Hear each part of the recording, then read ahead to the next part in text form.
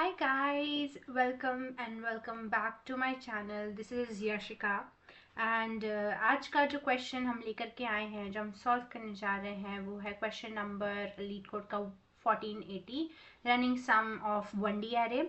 इससे पहले मैंने और भी वीडियोस डाल रखी हैं for different questions. So if you want to revise those questions और you want to understand those questions in a depth, you should definitely go and check out those videos. And creating these videos help me revise the concepts and help explain you guys, put things in a very better way in front of you as well. So if you like my videos, don't forget to like the video and also comment, tell the opinions. All kinds of comments are invited in the comment section. So let's go and kill this question. This is very easy question, and if you are ये question किसको करना चाहिए? The person who has just started lead code and has just started studying arrays और बहुत ही question जैसा धीरे धीरे solve करने की कोशिश कर रहा है. This is one of those questions that you can start. It is very easy. Let's get on it. सबसे पहली बात है, हमें क्वेश्चन पढ़ना है. So the question is running sum of 1D array. यहाँ पे एक हमें 1D एरे दे रखा है, हमें इसका रनिंग सम निकालना है. तो ये क्या कह रहा है, पढ़ते हैं क्वेश्चन को बहुत अच्छे से और ध्यान से. ठीक है, let's see what the question says. Question says कि हमें एक एरे दिया हुआ है नम्स नाम का. ठीक है, we define a running sum of array as running sum I is equals to sum of 0 till sum of I. मतलब कि जैसे एग्जाम्पल से समझते हैं क्वेश्चन क्या कहना चाहता है कि ये हमें एक एरे दिया हुआ है. ठीक है, एरे, अगर हमें ये एक एरे दिया हुआ है, ठीक है, 1 2 and 3 and 4, तो ये कहता है कि रनिंग सम ऑफ आई. मान लो कोई यहाँ पे मैंने रनिंग सम नाम का बना दिया. ठीक है, रनिंग सम नाम का हम क्या करेंगे ना, इस क्वेश्चन को इन प्लेस करेंगे. तो अगर मैंने रनिंग सम ऑफ आई की बात करी, तो रनिंग सम ऑफ आई के अंदर क्या होगा, मानो आई इज इक्वल टू 0 पे, एंड रनिंग सम ऑफ 0 क्या हो जाएगा कि जो ये नम्स नाम की एरे है, इसमें नम्स ऑफ 0 से लेकर के नम्स ऑफ आई तक जो भी एलिमेंट होंगे, हमें उन सब का एडिशन करके इस रनिंग सम के उस पर्टिकुलर इंडेक्स पे डालना है. अगर हम इस वाले एरे का अच्छे से एग्जांपल देखें, ठीक है, तो मैंने बता दिया कि रनिंग सम ऑफ आई मतलब कि उस पर्टिकुलर इंडेक्स पे हमें क्या करना है, नम्स ऑफ आई में उस 0 से लेकर के उस पर्टिकुलर इंडेक्स तक सारे एलिमेंट्स की मुझे सम चाहिए. तो अगर हम सबसे पहले सर हर एक एग्जांपल को स्टडी करते हैं. अगर हम इसका बात करें तो इसके आउटपुट में हमें क्या दे रखा है, इसके आउटपुट में कुछ ऐसा दे रखा है 1 3 6 एंड 10. मतलब कि अगर हम i इज इक्वल टू 0 की बात करें, तो i इज इक्वल टू 0 पे जो सम है वो क्या होगा, देखो नम्स ऑफ 0 क्या है, 1 ही है, से लेकर के i तक, i भी 0 ही है, तो इसका आंसर तो 1 ही आएगा. इसके लिए आंसर क्या आएगा मेरा, इसके लिए तो मेरा 1 ही आएगा. जब मैं i इज इक्वल टू 1 पे आई, तो क्वेश्चन के according i is equal to 1 पे मुझे क्या चाहिए, nums of 0 plus nums till कहाँ तक, नम्स ऑफ आई तक ही. तो नम्स ऑफ 1 तक, तो नम्स ऑफ 0 क्या हो गया, 1 हो गया. नम्स ऑफ 1 क्या हो गया मेरा, 2 हो गया. तो यहाँ पे मेरा आंसर 3 आ रहा है. देखो यहाँ पे मेरा आंसर पहले 1 आया फिर 3 आया. ठीक है, 1 आया फिर 3 आया. अब अगर मैं i इज इक्वल टू 2 की बात करूँ, तो सब कुछ क्वेश्चन में दिया हुआ है, हमें बस अपना दिमाग लगाना है. बहुत ईजी क्वेश्चन है. नम्स ऑफ, हम अगर i इज इक्वल टू 2 पे आए, मतलब थर्ड वाले इंडेक्स पे अगर हम आ गए, तो ये कहता है कि नम्स ऑफ 0 से लेकर के मुझे नम्स ऑफ 1 भी दो. ठीक, और मुझे जब तक नम्स ऑफ 2 नहीं आ जाता तब तक पीछे वालों को ऐड करते रहो, तो नम्स ऑफ 2 तक दो.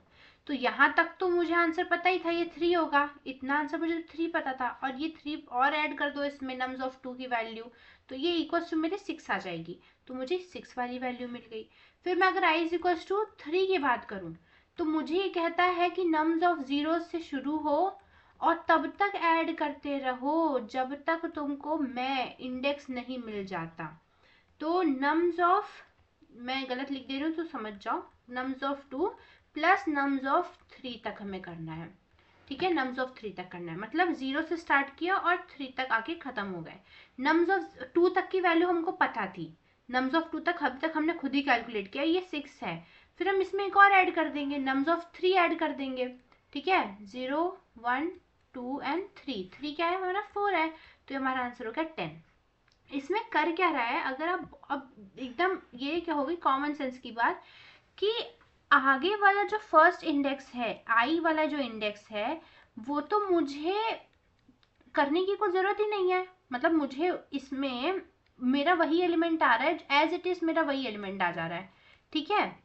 बट मुझे आगे जो आई, मैं जब आई इज इक्वल टू 0 से अगर मैं कोई भी लूप चलाना स्टार्ट करती हूँ तो जरूरत ही नहीं है, आई इज इक्वल टू 0 पे तो वही एलिमेंट आएगा जो ऑलरेडी है। आई इज इक्वल टू 1 पे मुझे 1 वाला का भी सम चाहिए और पीछे वाले का भी सम चाहिए, आई इज इक्वल टू 2 पे मुझे इसका भी सम चाहिए और इन सब का भी सम चाहिए।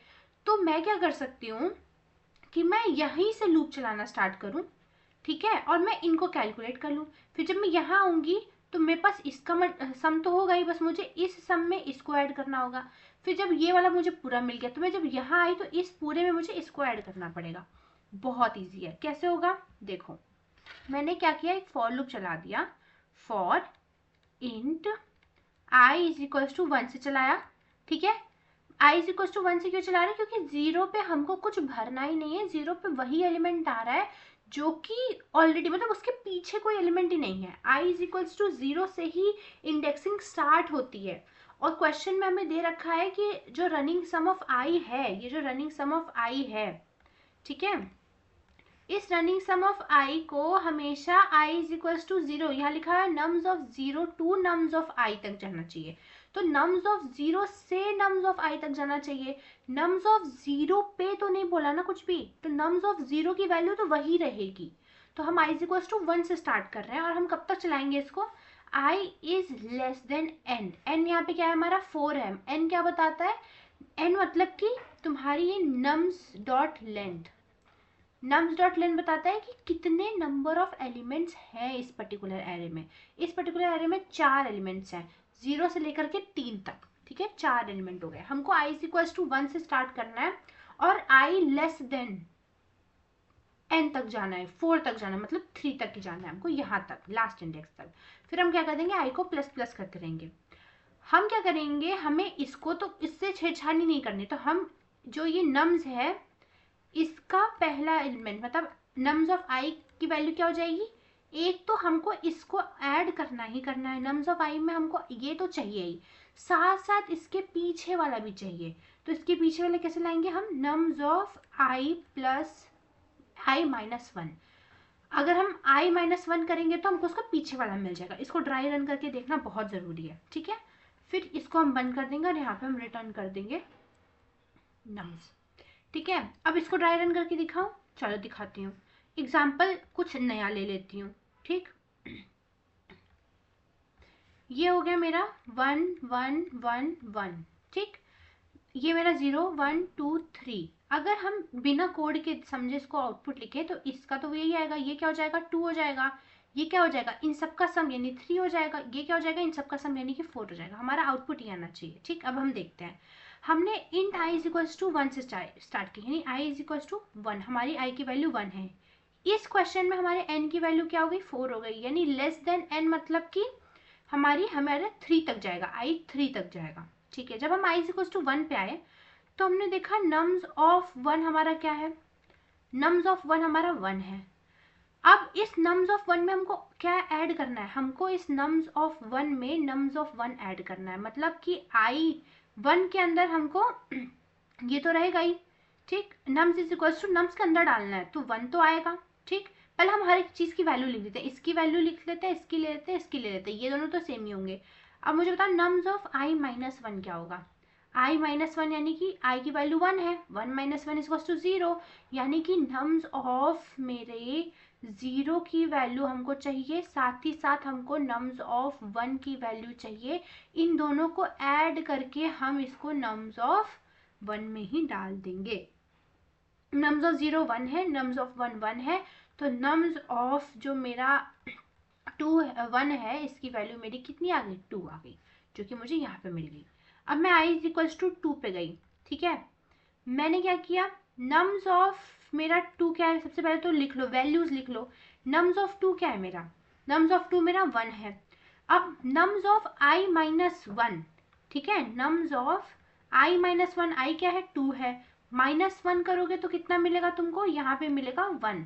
तो नम्स ऑफ 1 क्या है, अभी हमने कैलकुलेट कर लिया था, हमने नम्स ऑफ 1 को 2 कर दिया था, तो यहाँ पे मेरी 2 वैल्यू आ गई।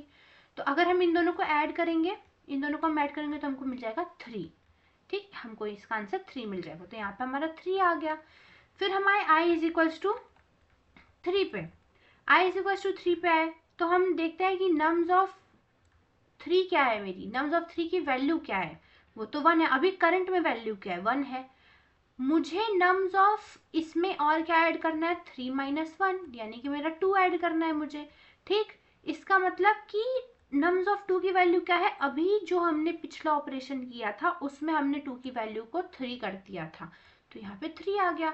तो जब हम इन दोनों को ऐड कर देंगे तो हमारा जो नम्स ऑफ 3 है इसकी वैल्यू हमारी 4 आ जाएगी। तो यहाँ से आपको ये आंसर मिल गया।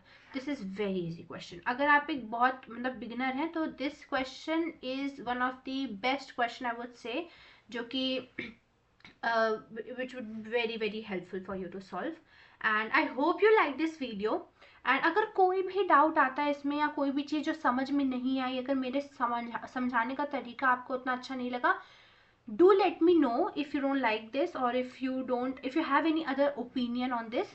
So don't forget to comment down and tell me, and it will be very very motivating for me. So I hope you like this video, and keep learning, keep growing. It's life. Take every question as life, attempt it. If you fail, still attempt it. Don't get demotivated and never get frustrated. It's a journey.